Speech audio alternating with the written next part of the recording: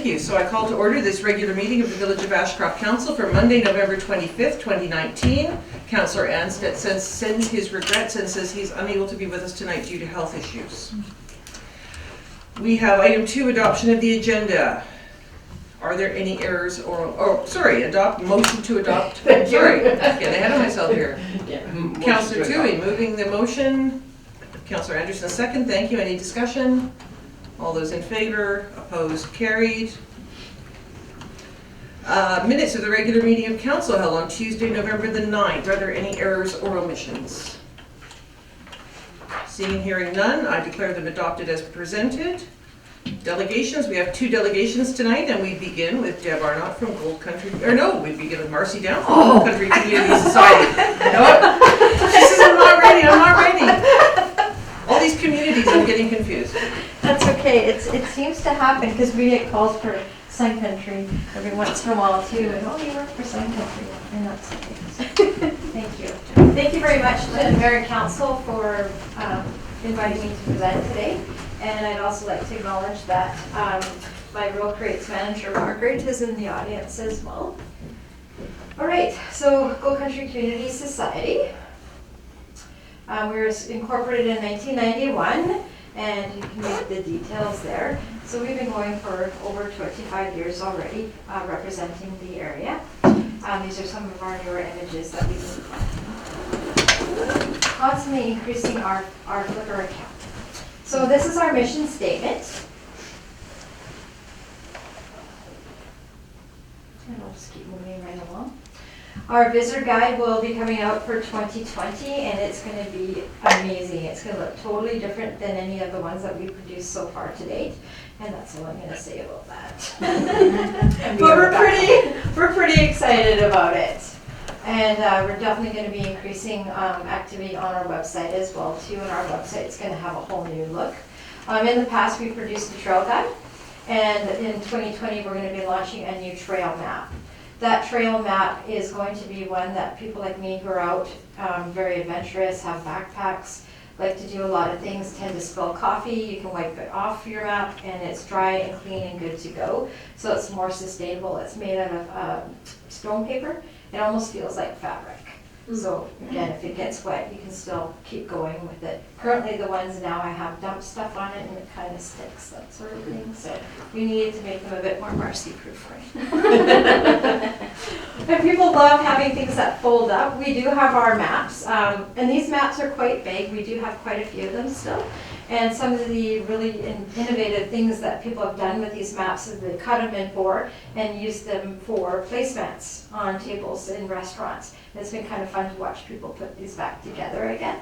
And these are quite large, so what we've been doing is actually folding them and putting in our visitor guide and handing them to people at the consumer shows. So we have volunteers that help us out, and that's one of the tasks that they do is sit there and fold maps. And we also did a really cool thing. We had a student this summer who was really into doing craft type things. And I said, can you make this into something that we can put our beads in? We're on the bead trail as well. And she made these beautiful little envelopes out of the map. So we're repurposing things as well too. So we can hook you up if you need.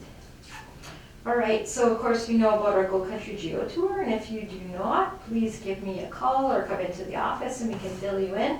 This has been an absolutely amazing program. I was actually just talking to somebody today who is an avid geocacher, and he said he can't believe how many people he's run to in our communities that he knows they're out geocaching, and they're from Germany, they're from all over the world. So it's pretty interesting to see who all comes to our area for this. And we're looking at, we're working on phase 3 as well. Travel and trade shows, we went to 3 this year. We were at the BC Sportsman Show in Abbotsford, the Outdoor Adventure Show in Calgary, and the West Coast Show at the Tradex in Abbotsford this year. So we did quite a few, 3, and that really brought in a lot of people to our region as well too. We have gotten a lot of positive feedback as well. The West Coast one, we were just in October, and we did already have a few people stop by our office who had seen us there too to pick up. We just brought phase 1 of the geocaching book, and they've come in to get phase 2 already. So we're noticing that our numbers are up on our websites as well too. So it's really good to connect with people. You may not know, but we are on Flickr. And I know that the Village of Ashcroft has actually accessed our image bank, and we are always increasing that as well too. So we'll have some new images coming up there. We have a pretty incredible digital media coordinator who's got some incredible images that he's been taking of the area, as well as with our team as well too. We're always out taking images, especially when there's so many amazing mosaics that keep popping up and keep adding to our account. Social media, we're on Facebook, Instagram, Twitter, and YouTube. So do follow us if you're not. We're always out and about. If you know of events coming up in your community, please let us know. We also have another website called BC's Best Live Music, and we put in there all the musicians that are coming to Go Country. That also features Kamloops as well, because it was in partnership with Kamloops and Thompson-Nicola Film Commission. Our Go Country website, currently this is what it looks like. It is going to be adapted soon, and definitely going to make it have more of a flow to it as well. We did a lot of work on this, and we're looking into creating more links and having it more flow through to making it easier access as well. We're finding that people are going more mobile, right? And we're looking at with our visitor guide as well too. So these are the value of the services that we give with Go Country Community Society to all our members. So you'll see it's a $22,000 value for the pages in the visitor guide, the maps, the free web, social media, image bank, trade shows that we go to, and the Giro Tour promotion. So it's pretty good value. Visitor Center stats. Some of you may have seen this at a previous presentation. Mayor Roden. So these are the stats that we collect, and what we do is we get the stats from all the visitor centers in Go Country, and then also with some of them that are a little different, we're going to Hat Creek Ranch, and then also the Bailey House in Merritt. So looking at, who else is capturing these numbers as well too. So you'll see there was a bit of a dip between 2016 and 2017 with the wildfire. And then that big dip that you see between 2017 and 2018, that has to do with one catchment area that we're not getting anymore. And that is the Merritt Visitor Center. Because that great big one closed, it was receiving a lot of visitors there. So there is a bit of a disbursement. They are noticing more people in the downtown core of Merritt. And the Bailey House's numbers, I just heard word that they have gone up. So it'll be interesting to catch all those numbers at the end of the year here and see how we're doing. So that just kind of breaks it down for you. So you'll see Ashcroft Info Center at the top. I do catch Ashcroft Museum as well too. This is Ferdinand the Bull. We're gonna make him famous. We love capturing all kinds of images, and we're always on the road, the crew of us, whether we're going to an event or out delivering visitor guides, what have you. Everybody carries a camera, or Margaret and I actually now have iPhones as well too, so we're getting more technical. And we're able to get videos as well too, so whenever we capture something, it's going to be in our Booker account as well too. So if you go onto DVC, you can, they have a lot of incredible resources there as well too, when it comes to statistics, and that's what I look at as well as contacting all of our visitor centers too. These are the stats from Destination Canada between 2017 and 2018. I'm again interested in seeing what happens here in 2019. We did have a little bit of a dip because of what happened in 2017 with the fires. We had a bit of a comeback in 2018, and then of course in 2018 the Okanagan was hit by fires as well too.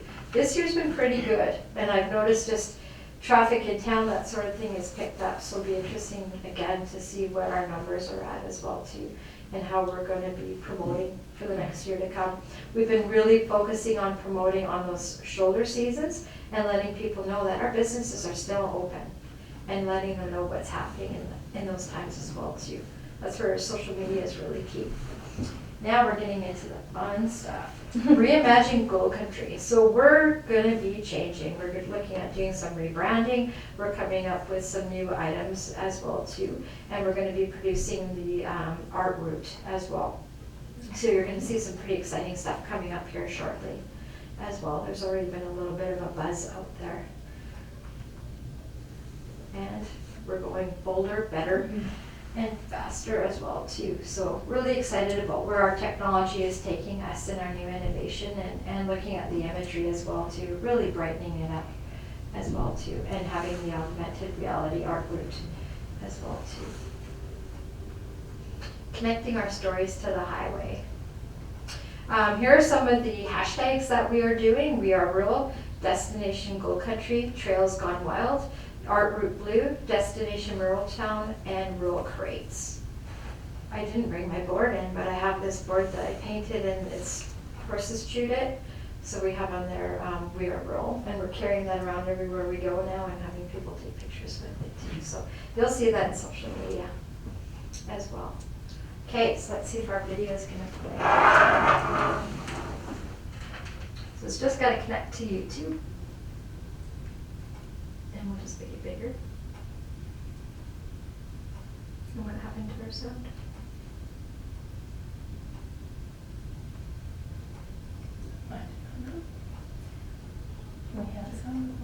We did download it. Oh, there you go. Let the road take you. Okay, well, let's just back it up then.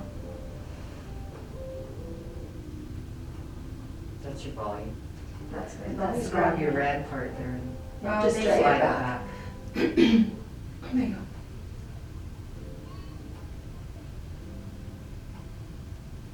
Turn that, yeah. Follow the blue and gold of the highways and unlock the digital gold of the past.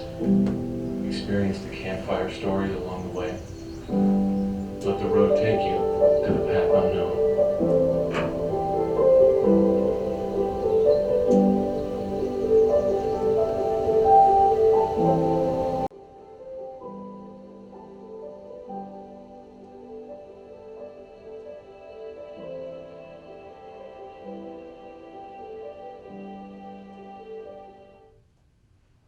You're gonna see a lot more of these videos coming up too. When we launched that one initially a couple of months ago, within 2 weeks it had over 100,000 views. That is the most any of our videos have ever done. It was pretty incredible.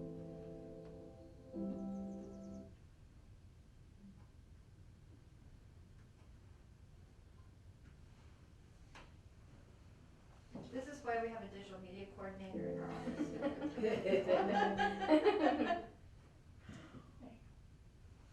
Okay, let's see if we can skip to the next one.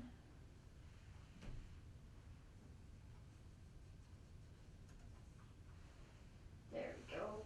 Creative rural solutions. So we're looking to really help our rural communities. We've all been hit pretty hard with a lot of things that have come up in the area too, with the mill closures, that sort of thing too. So really want to get that promotion out there that we are open for business. And not only that we are open, we've got a lot of really unique people in our area, and with the art route as well too, really showcasing what these communities have to offer. I'm really excited about that as well. Do you have any questions? Be sure to let us know also what events are coming up in your community and what new businesses are now open as well. Any questions? Well, thank you very much for the presentation. Excellent. I love that art blue video. I think that's just gorgeous. The maps that you're proposing to make, are they similar to what Merritt used for their fold up? Very similar, yeah. Very similar. They will fold up that small as well too. And the same sort of material? Yep. Okay, Same sort of great. material, yeah. Those Yeah, are for really sure. wonderful. Yeah, I've Thank had a you. couple talks with little George from Merritt as well too. It's like, okay, what did you do and how, that sort of thing too. They were super helpful with that, yeah. Great. Councillor Chu? Thank you, Mayor Roden. I'm just wondering about the advertising for the 2020 booklet. Is the deadline passed? There are still options available to you for sure. Did you get our social media package or not? Yeah. Oh yeah, contact Margaret. It's, Yeah, yeah, for give me sure. a call tomorrow, yeah. Margaret, call me. I'll call you about it. Okay. But yes, we still have room available Okay. in our visitor guide, and there's still opportunities there as well too. I usually look at it like at 2 in the morning and Margaret doesn't want me to call her then. No, and everybody's pretty busy too right now, so Margaret's been going through the list again and making all those calls as well too, Yeah. so we'll make sure you're on there as well. And also the two geocache books are now free, aren't they? They are free, yes. They are free, and they, some supplies are starting to dwindle. We have lots of phase 1, and we have lots of French and German. Got a few of those too. It's Still. amazing how many German people we do get, though. Mhm. Yeah, for sure. White Moose Resort, they've actually taken a couple of cases. Now we'll probably be taking a couple more cases to them as well too. So just letting people know that they're available as well. Great, thank you. Okay. Councillor Duty? Just one other question. Do each of the villages advertise in the books as well, or how does that work?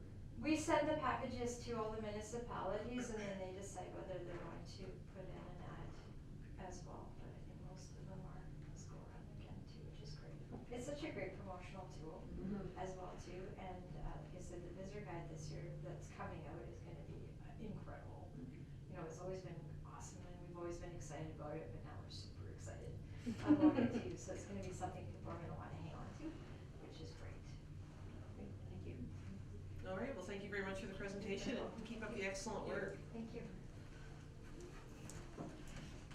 All right, we have a second delegation, and this time it really is Community Futures Sun Country. Gemma, you have the floor. It really is. It really is. Sorry about that. Well, thank you for allowing me to be on the agenda today. I was actually just in Village of Cashwick earlier. My goal today is not so much to talk about what Community Futures does, but I think we need to now talk about the Wildfire Transition Project. We're now starting to wrap up, which is kind of sad. I'm having a hard time with it because I've been working on it for so long now. So it's interesting, we're now compiling the data and the stats. We're pleasantly surprised at how many businesses have been assisted. One thing that really stuck out with me was the regional workshops. We had over 700 individuals attend these workshops. Like, that is incredible in our communities. I need to tell you, I actually looked back and said, that can't be right, and it's absolutely right. So that's not taking into account any self-directed training or any kind of other things that we were working on. What I find really interesting is, with regards to this program that was basically from Boston Bar up to the other side of Quesnel, including Barkerville and down the 3 community futures, when we started working on this, we did a proposal, and there's 82 communities we're working with, so big area. Lots of individuals that we're working with, lots of different leaders we're working with. And what we've discovered as we're moving through is how it has raised the profile of our region. I need to tell you, I've never been to so many conferences. I was kind of blown away to be speakers, especially at the Emergency Preparedness, the provincial conference that happened. What we've decided as a team is we really need to share our experiences. We need to share the support that was provided to businesses, because what we see is a real gap there. Red Cross does a great job on United Way with individuals, but there really isn't a lot of support for businesses. I'm the chair of the disaster recovery team for the Community Futures Association for the province, so I've been quite ingrained as to what has been going on and the lack of the support for small business. We have been reviewing the framework from the province, and I think in the framework, small business is mentioned 2 or 3 times in the entire document. So I've met with Minister Donaldson, meeting with his team, having an opportunity to talk about, okay, so what is the solution for this? Because I'm not the type of person that meets with someone and says this is wrong, why is this done? What we need to do is work with these individuals and say, okay, how can we implement small business into this document? So we're having a lot of conversations around that. The act is being changed next year, so the staff there have said, okay, so how are we going to implement small business? Because keep in mind, the act is going to be around for a very long time.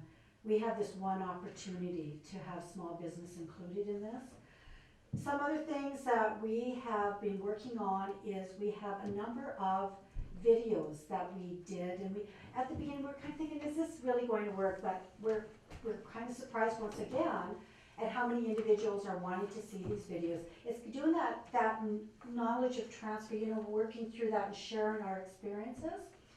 I was just in Calgary last Friday, I was invited, and we're now looking at module to actually do training modules for individuals that have a disaster or business interruption.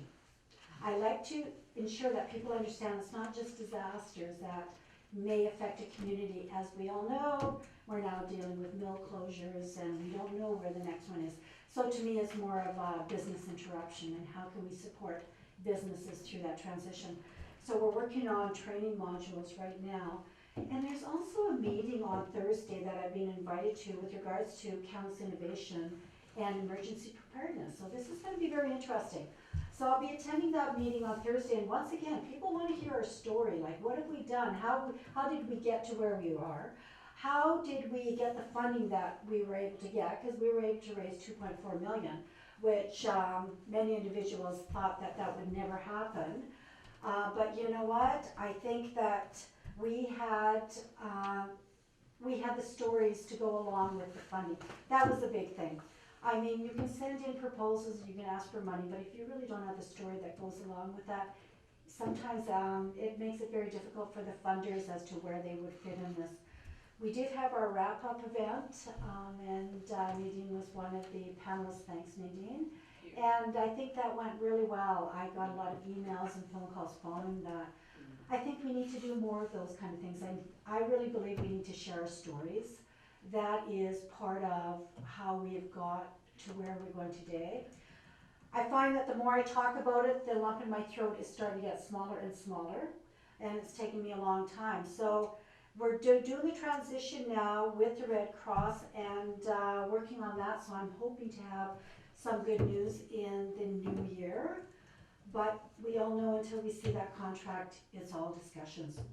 Another program that I think is really critical to our region is the McVie Fossils Interpretation Site. I've been working on that for the last 3 years, as Mayor Roden knows, and I'm just not going to give up on that project. We did have the soft opening this last June, and fortunately we had the Heritage Branch backing us. I need to tell you, they've been absolutely amazing. They provided 100% funding in order to make this happen. And once again, it's given the stories about why we need this in our region. We were able to get the feasibility study done through the Rural Dividend Program. And that feasibility study indicated that we will see 50,000 people into our region. We'll see $6 to $9 million that will be invested in our communities through our visitors. That's what keeps me driving this, because we need those people in our region for our small businesses. We need people walking around. We need some new monies. So they were very generous, supported us in order to hire a couple of individuals in order to work on the site. So one of the things I've asked to change is I would like to see it open 7 days a week. We could only open at 5 days because we only have 2 individuals. What I'd like to see is at least 3 individuals. So that's, they can rotate their time, because we always need 2 individuals at the site at all times. My personal goal for the visitation was 800 people. We were over 1,200 people. And I need to remind you, we don't have a website. We have absolutely no social media. This is all word of mouth. I was very fortunate to get some interviews with CBC Radio, and I was constantly, hey, do you know what's going on down here? I've been talking this up for a long time with anybody that will listen, any kind of ministry that's around. I say, hey, do you know what the kind of project that we're working on here? So I think, kudos to the team, to the communities, because communities are also sharing this project. So that's really important. I'm kind of feeling like everybody is kind of looking at this project saying, okay, this is something I think we can all work on and buy into. So let's share this, so we're going to have more visitors, and let's ensure that this is going to be a success. So following the closure, we shut down September 2nd. I then started getting calls from schools because they had heard me on Radio NL. So got the calls, and we were able to bring in 150 students. We had to shut it down because I was running out of funding in order to cover the interpreters, because of course we need to have them on site. So what I'm hoping is we can open a little earlier next year so that we can have more students participate, because as we know, when school's starting, that September, October is kind of influx for a lot of schools. So I'm thinking if we can open maybe in April or May so that we can have more students, because really this is what I'm looking at, is we need to get our youth involved in the site. They're the ones that are gonna be taken over, they're the ones that are gonna move this project forward. Thompson Rivers University is also very interested because they're gonna have their research center. We had surveys that were done by any of the visitors on the site. I wanted to know what are the top 3 things we're doing well and top 3 things that we need to do differently. Very interesting responses. One of the things that I found quite interesting, I mentioned it to the Heritage Branch, was individuals want to go on the site and dig for fossils and they want to take them home. Well, we all know that that is illegal. That cannot happen. However, there has been conversations with the Heritage Branch, and we're trying to find ways of making that happen. But who knows where that's going to take us, but at least they're open to discussion, and that's all good to me. If I was shut down, then I would kind of step back and start working on something that I can move really fast here. So next big project now is to get the funding for the interpretation site, and we're going to need at least $500,000 for that. I was at the International Indigenous Tourism Conference in Kelowna. I wanted to make some contacts and rub elbows with some individuals that are in the same kind of business. And talking about funding, and I was amazed at some of the feedback I got from these individuals, because you know what, they live it every day. That's their world, that's what they do, and I really need to connect with these individuals. So that is one of the next steps. I'm hoping that actually I can get an intern through NDIT. That's what my fingers are crossed. Because if I can get that intern, then I can get that person to work on this project, because right now I'm doing it on the side of my desk. So we'll wait and see where that will take us, but yeah, it's very exciting. So I just wanted to bring you up to date because you know what, we're shutting down, I think, for the holiday season, and I didn't want to leave you hanging for too long, because come January, February, I'm going to start wrapping it up again and start pushing, and sometimes I tend to get ahead of my communities, and I don't want to leave you kind of wondering what the heck I'm doing next. So if you ever want to know what's going on in the communities, in Community Futures, please, please just pick up the phone and give me a call. I'll even buy you lunch if you want to chat.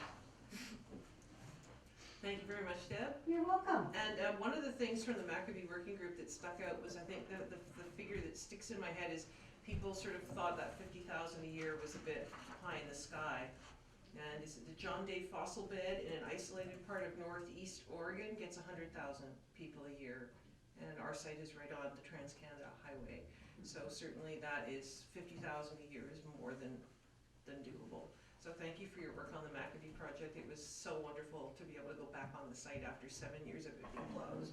Yeah, you're very welcome. And does anyone have any questions? Thank you so much. No? Thank you. Thank All you. right, thank you very much.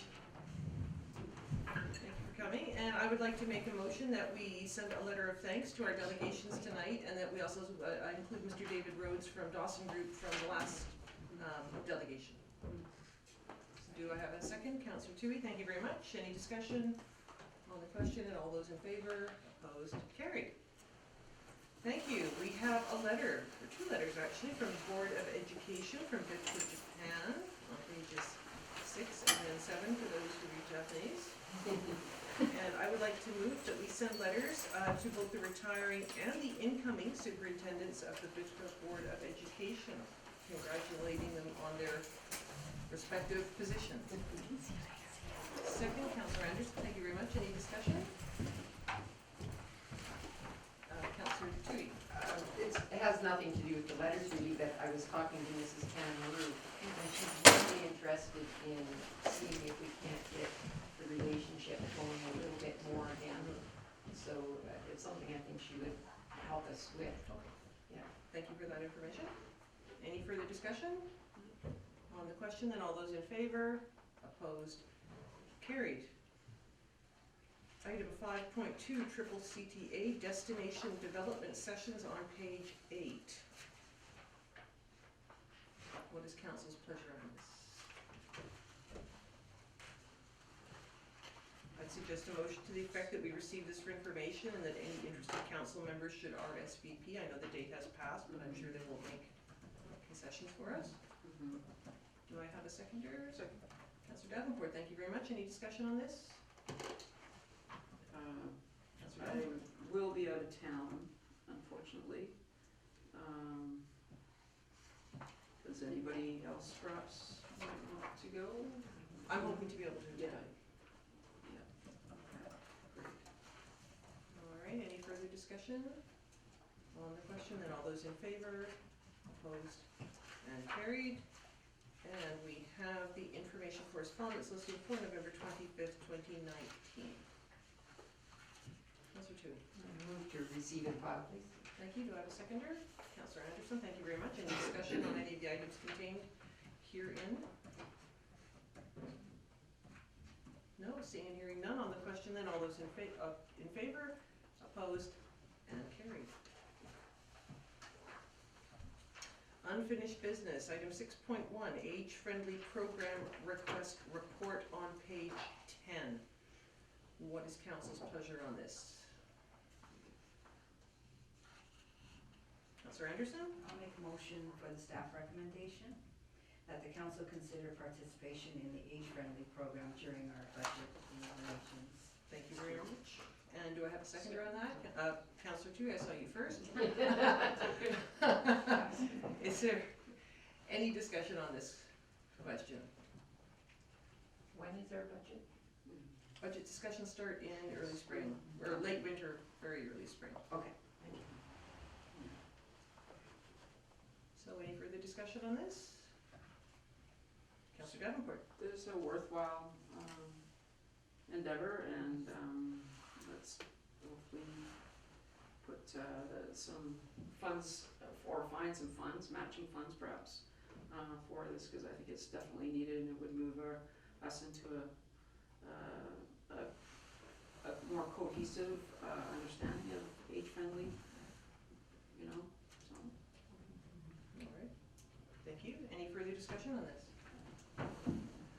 Just as an aside, anyone who'd like to learn more, there was a series of articles in the Ashcroft Journal following the process which Cache Creek recently went through with Age Friendly, sort of detailing every step of the way what's involved, phase 1 and phase 2.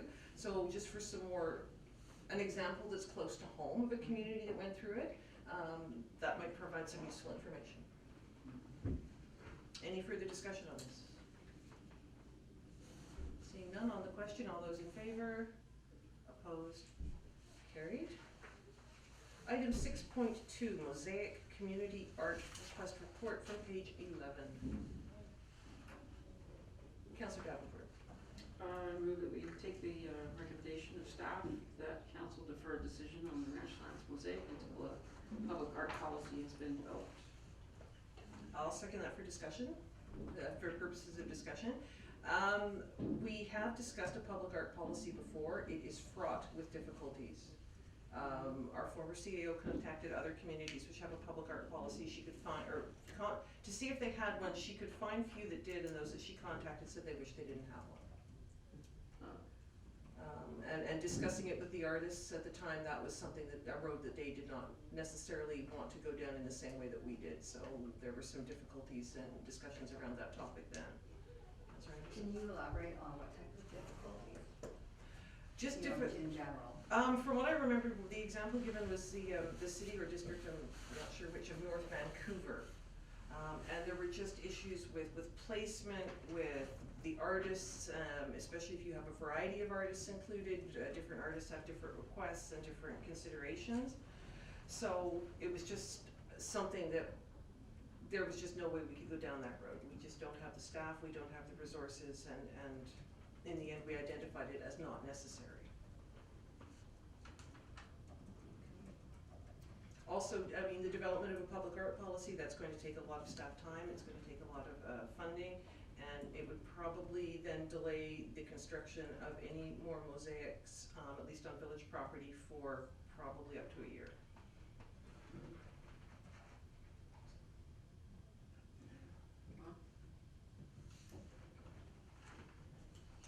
So any further discussion on this motion? So we do have a motion on the floor, which is the council defer a decision on the Ranchlands Mosaic until a public art policy has been developed. On the question, all those in favor? Opposed? So that means the motion is 2 and 2. That means the motion is defeated. So I would like to actually move option 2 here, that council approve staff to estimate the installation and operational costs of the mural and report back to council. Was that a motion? I have made that motion, Okay, yes. I'll second that, please. Second, Councillor Tui, thank you very much for seconding that. And I think that this will address some of the issues such as the electrics. The electrics in that building were overhauled about 1.5 years ago, so is there actually electricity to that lamp fixture that's on the outside of the building? I know Daniel is an architect, so if he says that the building will support the weight of the mosaic, I'm inclined to trust him, but we do need to ascertain that. And then there are issues with the backlighting. How bright would that be? Would it be on a timer so that it shuts off at a certain time of night so as not to disturb the neighbors?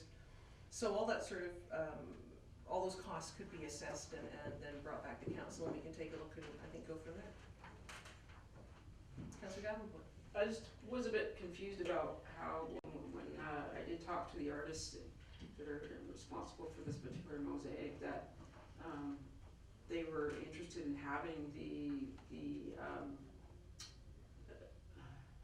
the art policy in place. And did I not understand that before this would be going up? Or this is just, they wanted us to work on it? That from their point of view, they thought it would be prudent for upkeep of all the mosaics that have gone up over the course of the last 5 years. Who is going to upkeep those and make sure that they're properly taken care of. So if it's not an public art policy, there has to be some wiggle room in understanding, you know, where does the upkeep of them, where's the responsibilities? Because I can see that if we don't if we don't follow through with something negotiating the upkeep, they're doing this out of the kindness of their hearts and you know, also upkeeping them and fixing them if they need to. And we're leaving ourselves in a little, you know, what if something does happen moment. Right. So, Thank you. No, that's an excellent point, and I can't speak to this. It did come up before the previous council, and the issue was that the artists wanted the public art policy to basically be administered by the Village of Ashcroft, whereby the Village of Ashcroft would take control and responsibility of every glass mosaic in town, regardless of whether it was on our property or whether it had been privately installed on, for example, the side of the AES electric building, the library building, the Quality Glass, Safety Mart, etc. Now, this time there were far fewer than there are now. And they were actually going around unbeknownst to us and asking the various businesses that they were going to, for example, I'll just use AES as an example. They'd go and they would hand them a piece of paper, basically getting AES to sign off on it, and then they would bring it to the village and ask the village to sign off on it, intending us to then maintain the mosaic. And the huge issue we had was we have no right to send crew onto any private property. And I'm gonna keep on using the AES as an example because I see it every day. What if a rock flies up from a rig and just damages it? What if Daniel and Marina are no longer here? Where do we find a glass mosaic artist? What happens if we can't exactly match it? What happens? AES, for example, is closing down now. Who knows what's going to happen to that building? Yes, the number of companies been wound up. So what happens if the new owner of that building do not want the mosaic there? And so the mosaic comes down and now suddenly there's a nice patch that's dark with light all around it because it's been there for 3 years and it's weathered. Then is it the village's responsibility to paint the building? This is just the tip of the iceberg of issues. So with ones that have gone on our buildings, like for example the one on the fire hall, the village is responsible for that because that is our building. But they wanted us to take responsibility for every mosaic in town.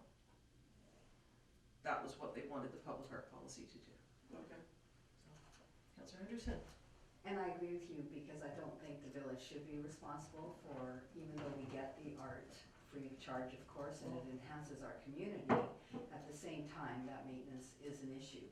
However, art policy could stipulate that they would be responsible for looking after their art, rather than the village, and staff time that would be required to do all this, especially as time goes by.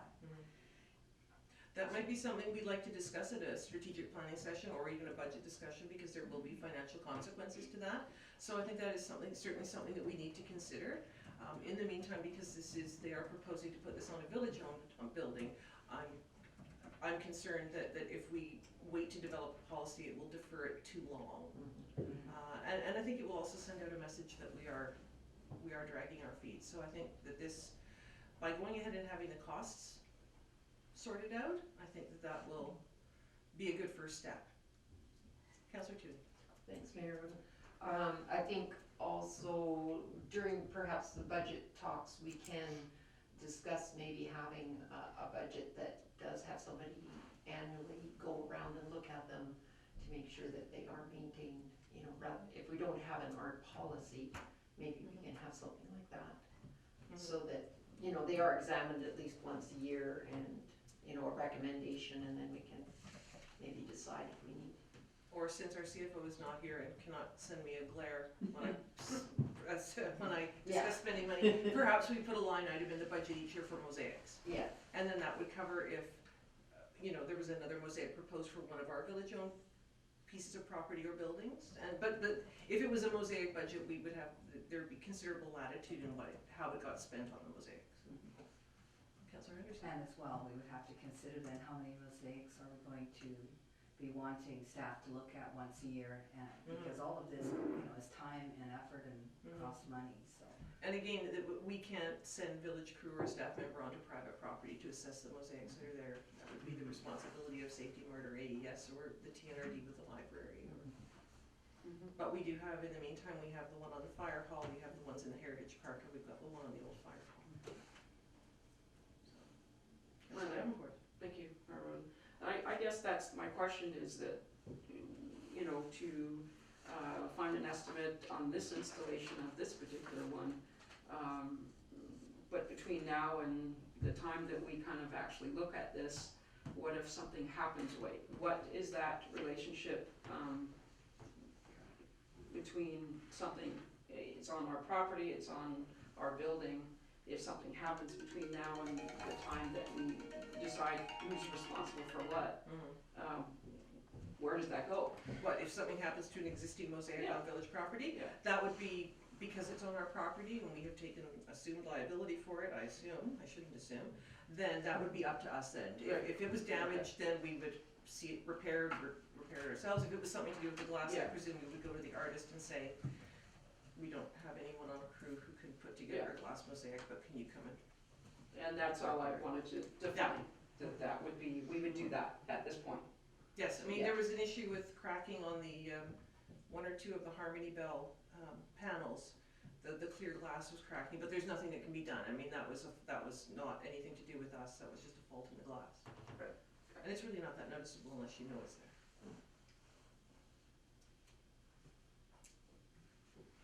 So, we have a motion, and that is, see how the hands go? Nope, Sorry, you're I right. the corner of my eye, I thought I Moving on. saw a hand go up. So the motion is that council approves staff to estimate the installation and operational costs of the mosaic and report back to council.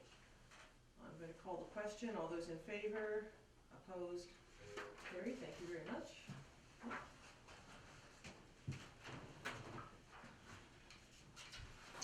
We move on to 6.3, Strategic Priority Report, pages 12 to 15. Very interesting summary of what we heard at the community forum.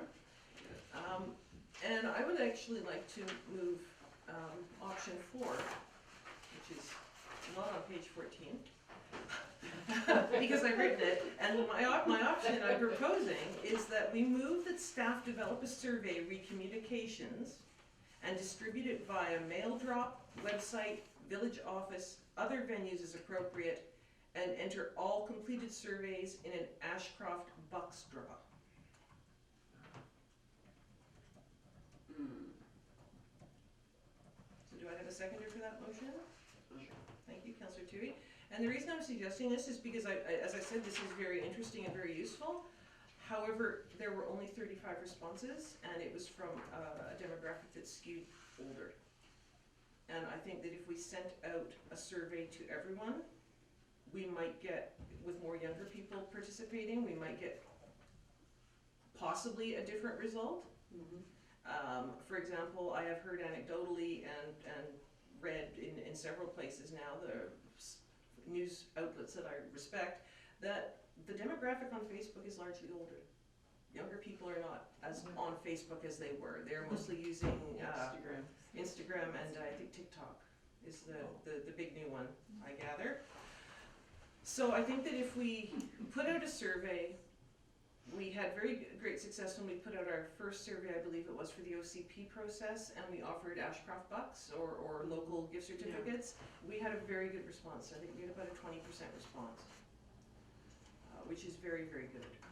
And so I would just be interested in having a broader survey. It might confirm exactly what's here, but at least we'd be hearing from more people. Councillor Tui first and then Councillor Devlin. Thank you. I'm just wondering, does staff have the time to do that? Like, is this going to be very time consuming, or is this on computer so that it can, all that information can be put in? See your answer? It would take some time to put that together. We would want to design the survey in such a way that we didn't have people who could, might want to, what's the term for when you participate multiple times in a survey? Game the system? Exactly. So we'd need to find ways of ensuring that we're getting one response per resident or that sort of thing. And just broadening the survey somewhat to make the questions really give us valid information. So it would take some time and some cost, as you can see. I think, what were the methods you were recommending? One was a mail drop, which is about $200 for postage, which does not include staff time and the cost of the paper and the printing and the ink. So I think that would probably be the most expensive one. It would also give us the opportunity, I mean, I think it would be chiefly what the one was that was up on the wall.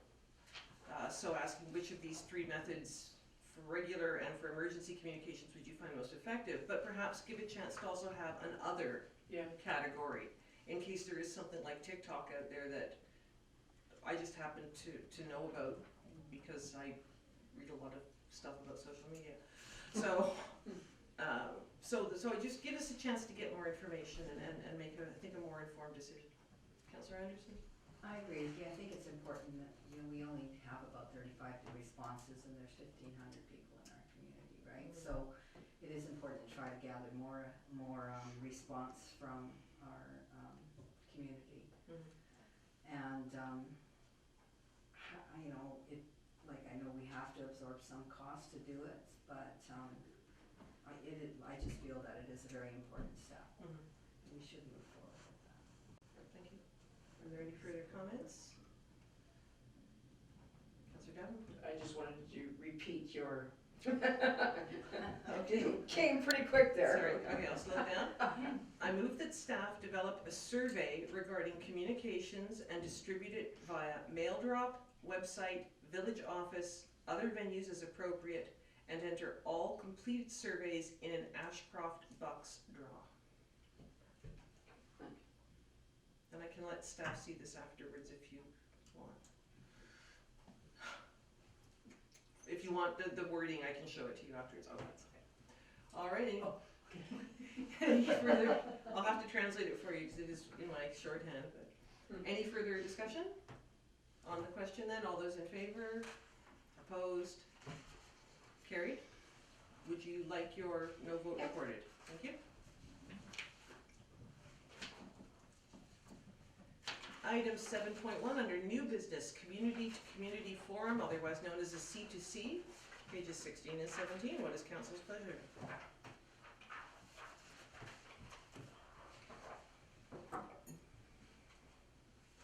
Councillor Tui? I would like to go with the recommendation of staff that council endorse the submission of the C2C grant application to UBCM by December 6th, 2019 intake deadline, and staff organize the forum and invite Ashcroft Indian Band to participate before March 31st, 2020. Thank you very much. Councillor Anderson, second that. Any discussion on the question? See how he answers? I just wanted to clarify for council that there are grants and then there are grants.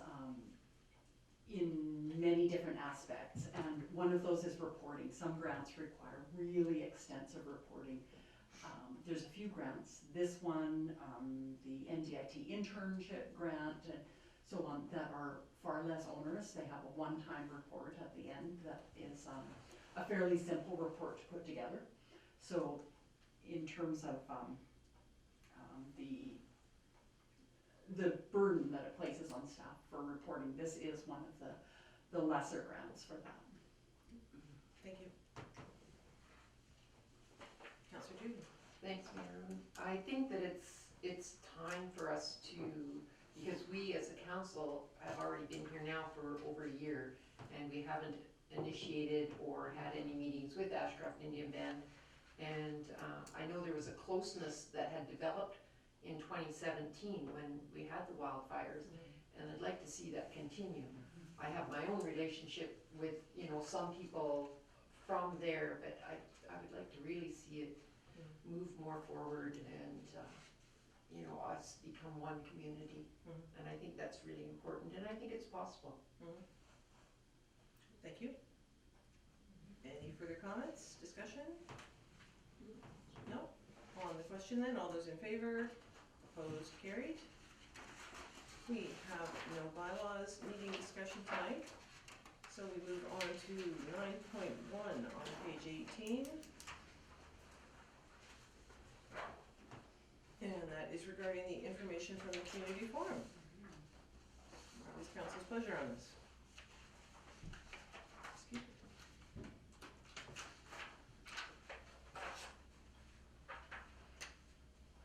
I'd like to move the recommendation that council receive the November 2019 Community Forum Report for information. Councillor Toohey, thank you.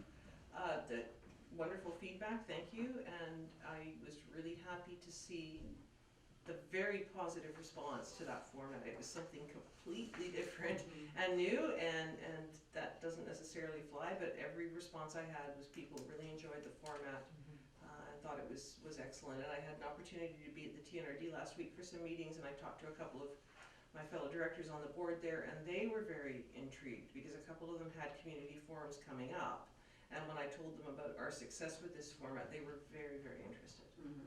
So. Councillor Anderson? No, I just want to mention too that those that I talked to, for the most part, they felt very comfortable as well, because it was more of a casual atmosphere. They could see on the wall, what projects we were involved in, what our priorities are, and so on, and then be able to just talk, with any one of us there. So several people had indicated that they thought they were very thankful for that, and they really liked the format. And they hope we do that next year as well. Excellent. Thank you, that's very valuable. I think one of the issues with the old format where you had to stand up or have the mic passed to you is that makes a lot of people really, really uncomfortable. To the point where it can stifle people who want to make a contribution but just have that level of not wanting to stand up and go to a mic or even have a mic because people look at them. And I totally understand that because that's what I was like as a child. So I think that having this, as you say, Councillor Anderson, the people more relaxed, they're not in front of a crowd, they can just walk up to Councillor Davenport, yourself, Councillor Toohey, and just chat. And that takes a lot of the pressure off, so. Councillor Anderson? Thank you.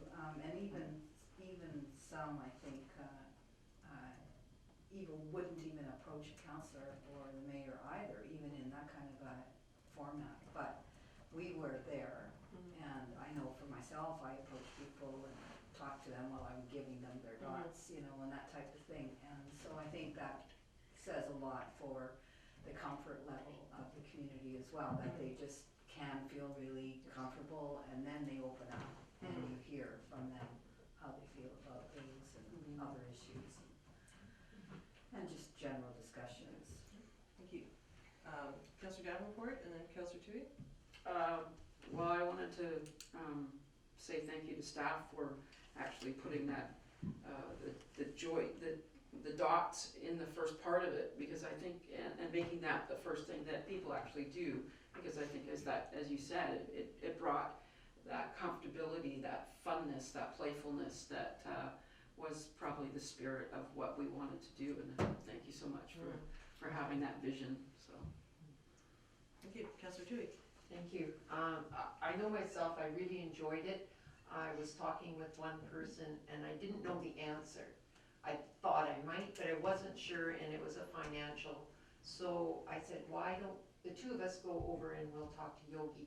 And it was really comfortable because I was able to introduce her to Yogi and she was able to ask her question, and I learned what the answer was as well as she did, and she was really happy with how that went as well.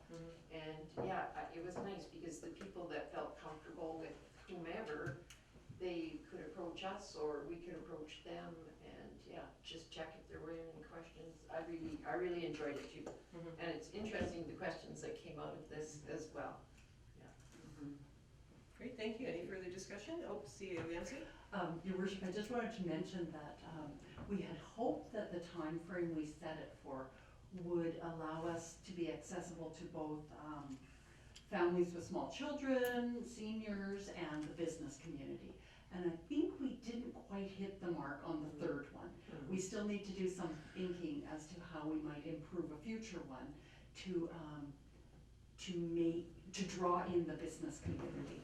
But we have a year or a while to think about it, so we'll see what we can do about that. Great, thank you. And Councillor Davenport. I just have one more question about if we were going to do perhaps a mail drop for the communication aspect of what that meeting was all about. Perhaps we could do a survey as well as a mail drop, or is that? Well, the mail drop would be the survey. No, okay. Yeah. Which would include the different types, okay. Right, okay. Kind of answered my own question. There you go. You talked it through, you see. All right. All right then, I'm going to call the question. All on the motion, all those in favor, opposed, carried.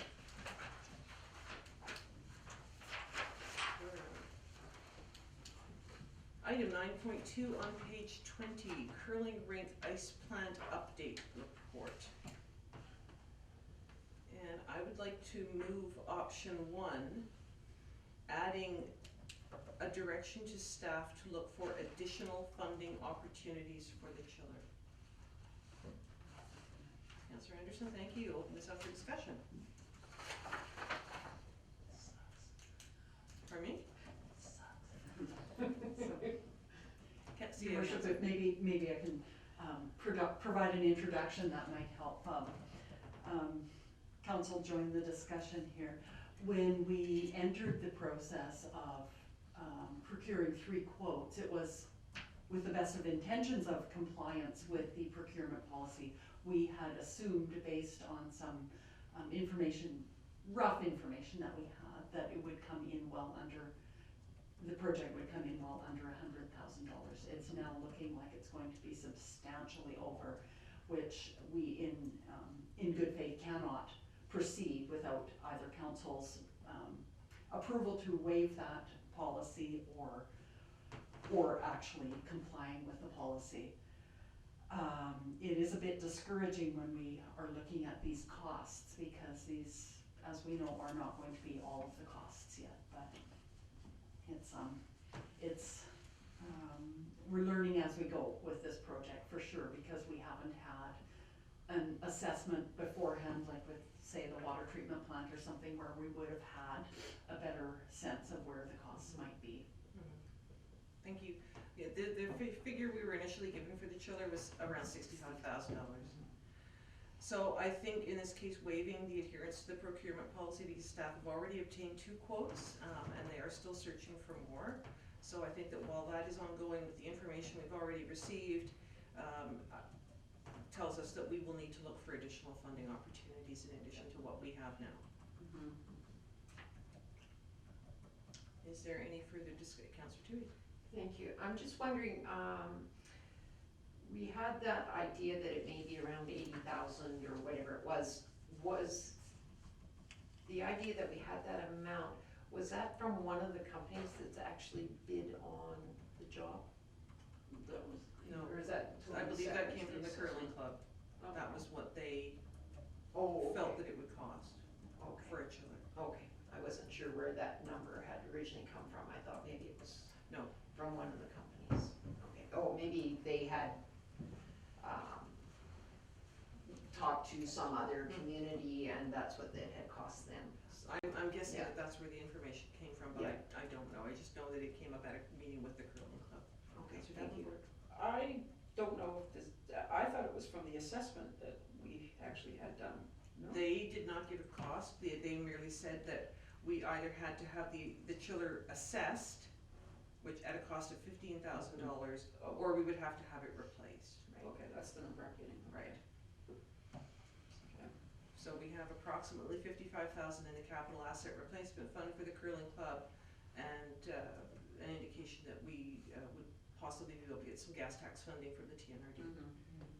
But those sources would not be enough to cover $125,000. Any further discussion? No. Seeing none on the question then, all those in favor? Opposed? Carried. And 9.3, committee and board appointments report, page 21.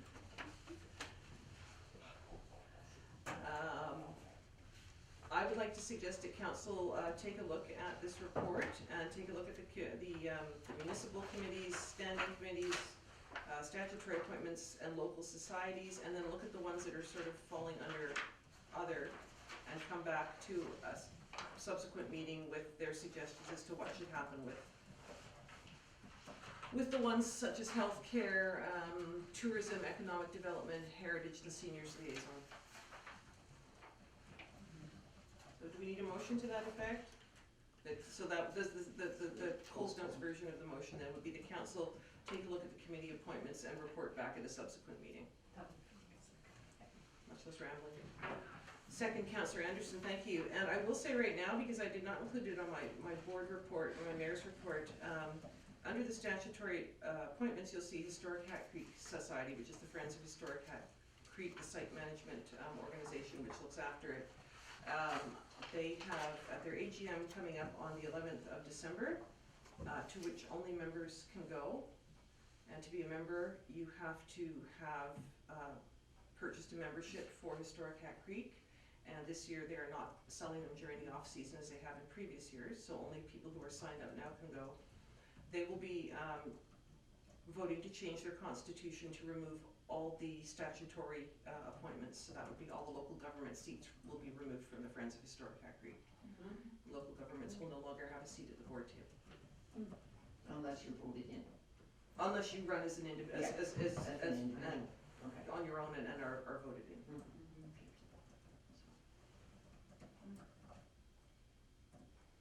So that's just a little bit of information. So on the motion then, that we bring this back to a subsequent meeting, have we already done this? I'm sorry. Haven't voted. Thank you, I didn't think we had. That was why I mentioned his Hat Creeker there. So, also, societies such as the Friends of Hat Creek can allow members of the public to come if they so choose, and they have not so chosen.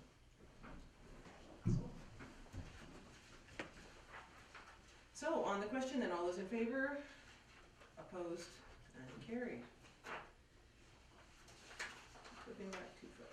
All right, report to council.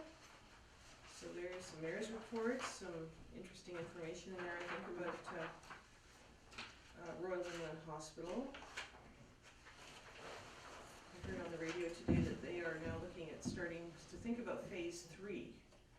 The patient care tower that's currently under construction will be finished in 2024, if all goes according to schedule, and then after that there will be a phase 3, which is just starting to get talked about. And also just, I was very, very proud to see the 2 delegations from Ashcroft, and they were wonderful, and people I think were really impressed by both Winding River's arts and what the society does, and also by the Christmas hampers, and the spread of the Christmas hampers over quite a large area of the TNRD. So, as anyone who knows Miss Lang would expect, she gave an excellent presentation.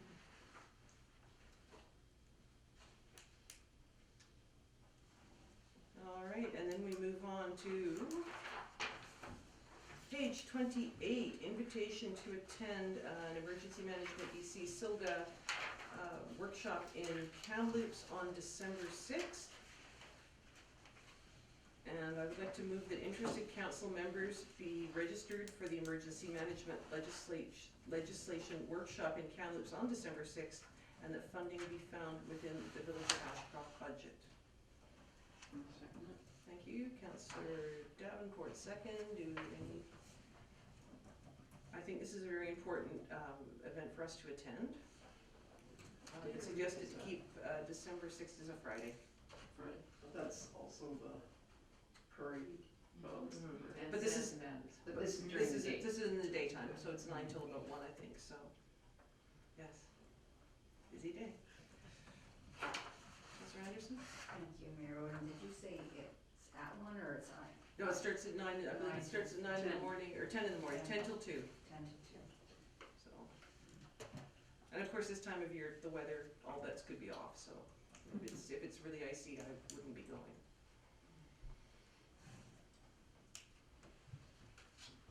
And I'd suggest that any members of council who would like to attend, because this is a week, this Friday, get in touch with staff by Wednesday morning, Tuesday afternoon to register, or should we register ourselves? See how Nancy.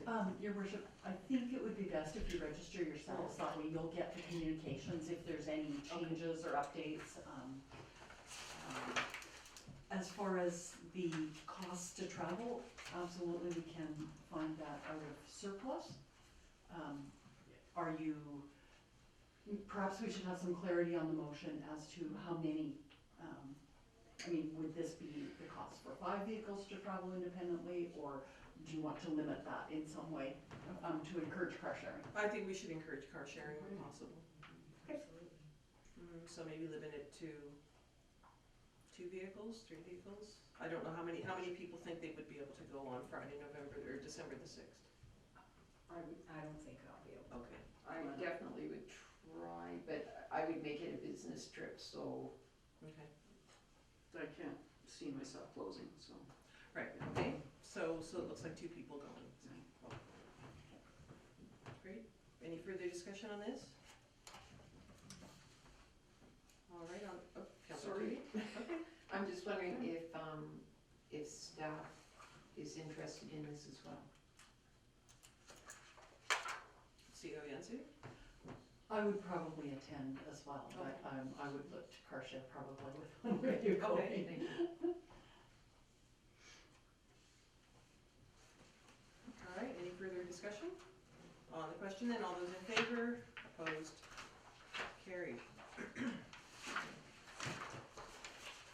And we have a report on healthcare from Councillor Anderson, pages 30 to 31. Thank you very much for that. I do share your concern about testing out the walk-in patient. I think that really could put an unfair burden on the staff of the clinic. There is a healthcare roundtable tomorrow here in Ashcroft at 1 o'clock.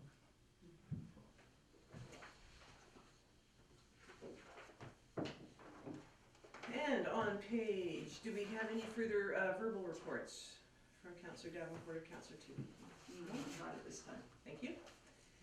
And then on page 32, you will see a resolution released from closed meeting, November 12th.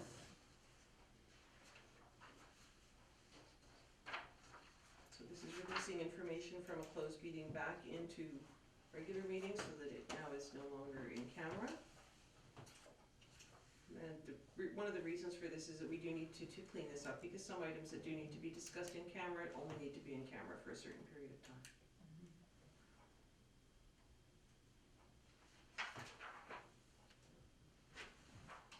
All right, we move to question period. Where? Thank you, Mayor Roden, for also getting back to me on some of my inquiries in at the last council meeting. Just a point of order, there was no committee of the whole, and I just wanted to know what the rationale was for canceling it. Is it going to be a continuation, something that will happen repetitively, or was it just some scheduling decision? CEO Nancy? Yancy or DCO Dick? I think I'll get the answer right, but I will be counting on my deputy to correct me if I don't. We did not originally have delegations to present, nor did we have a topic for council to discuss. So a decision was made to cancel it, and at that point, the request came forward for delegations, but we had already posted notice of cancellation and felt that we could probably just incorporate those delegations into the meeting in the delegation portion. Thank you. Did I get that right? Thank you.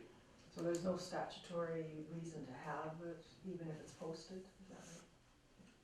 Section 3.1, minutes of the regular meeting. There's a couple of questions. First of all, I know it's written down as November 9th. It is November 12th that regular meeting happened, just to clarify that.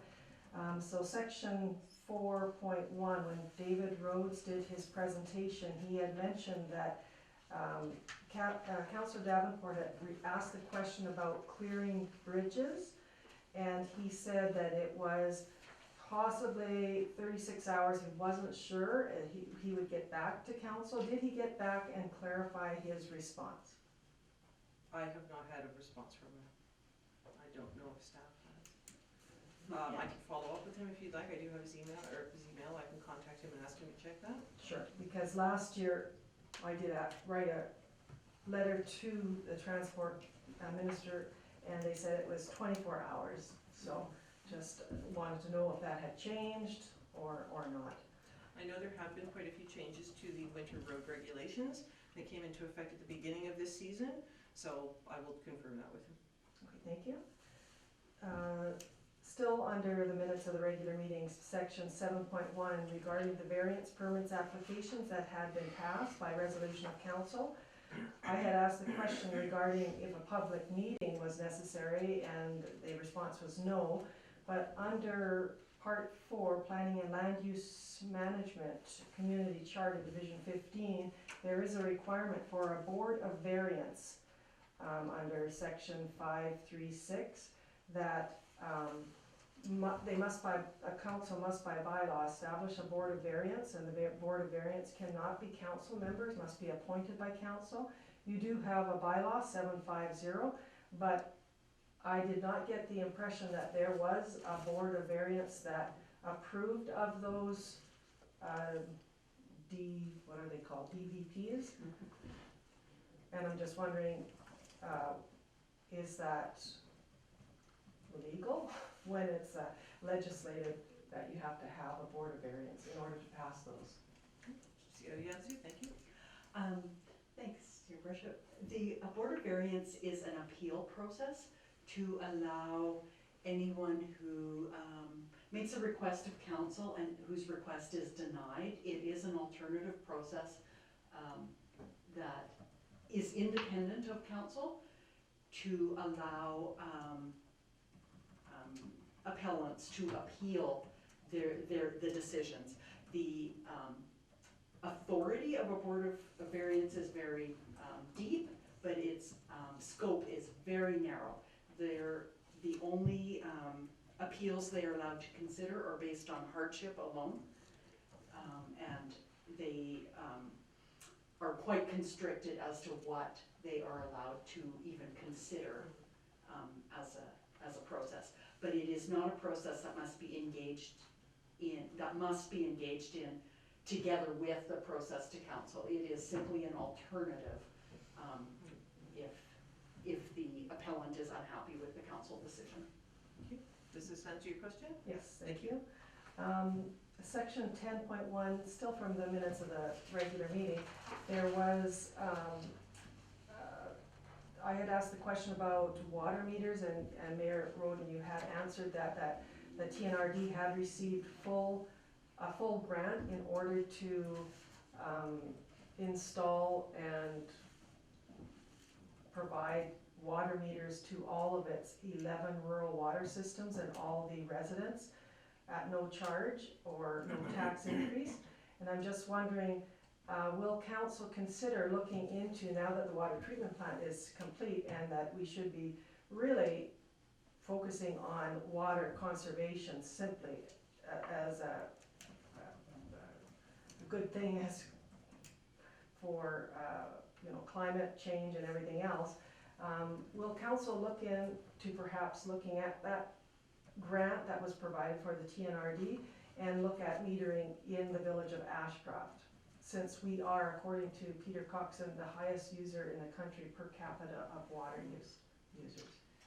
That is covered in the water master plan, that it was a condition of getting the funding for the water treatment plant, so that is a step that the village of Ashcroft will be looking at taking at some point in the future. However, when we did bring in water metering, or not water metering, water stage water restrictions in 2017, our water consumption did go down considerably. When it was pointed out to people, when odd numbers, odd days, even days, you can only water at certain times. So there was a good deal of public education in that. So that was certainly a first step in water conservation, which is of course very important. But yes, at some point, I don't know when, the village of Ashcroft will be looking to go down the metering road, and certainly when we do, we will be hoping to get a 100% grant to fund that. Thank you. 5.2, now back on the regular agenda. The CCCTA destination development sessions, are they open to the public or is this just for elected officials? For November 27th, there is one in Cache Creek from 9 to 11, and I'm just wondering, is that, it just says village, hello village of Ashcroft, so I'm not sure if that's for all. I'd suggest you contact Jolene at the contact information here and ask, because there's nothing here that gives any indication as to whether it's open to the public or not. Thank you. Section 6.1, age-friendly assessment. Just some information that I hope that council will look at reconsidering their decision. There is some time constraints for the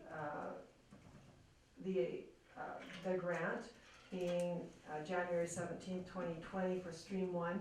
And as you had mentioned in the meeting, Cache Creek had gone through the process. In fact, it had gone through the process from what I have been able to dig up 6 times, Lytton 3 times, and Lillooet 2 times. So they have gone through, there's lots of information about it that would help putting together a grant proposal for that in order to go through the Stream 1, which is just the assessment and planning process.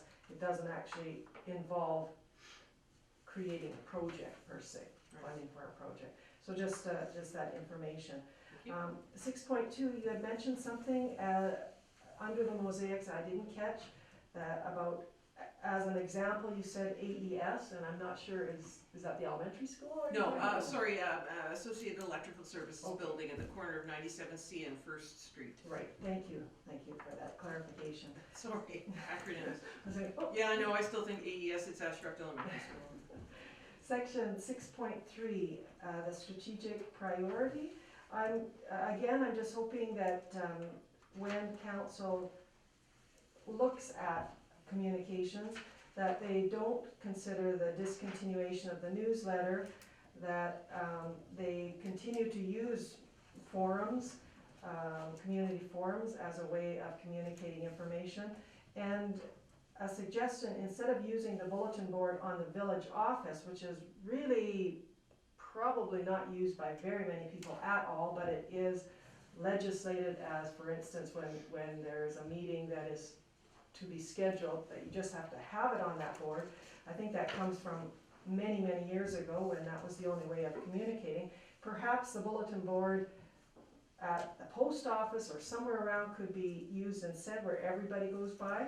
Just as a suggestion when you look at that strategic planning for, like, caution you not to only choose 3 ways of communicating with the village, that the more that you can get the community involved and engaged, the better people will come out, better that people will start to connect with issues of concern and participate.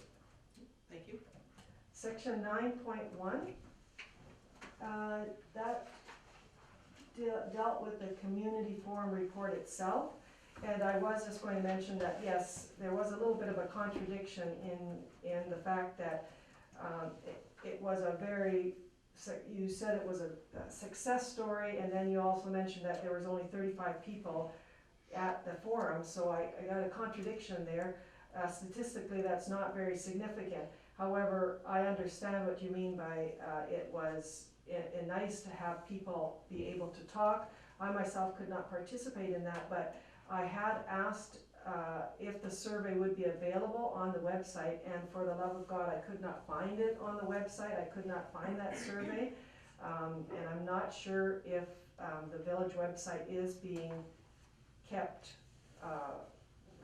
current, because the village newsletter, the latest one is May, and so we're missing quite a few newsletters even on there, and I could not find, like I said, the survey that was on there. So just, you know. I think the survey was more intended for people who were at the forum, because they just asked about the forum itself. What did you think of the format? Would you come back if another meeting was held in this? What was the time right for you? So it was specifically about for people who attended were able to take in what the forum consisted of, the format, etc.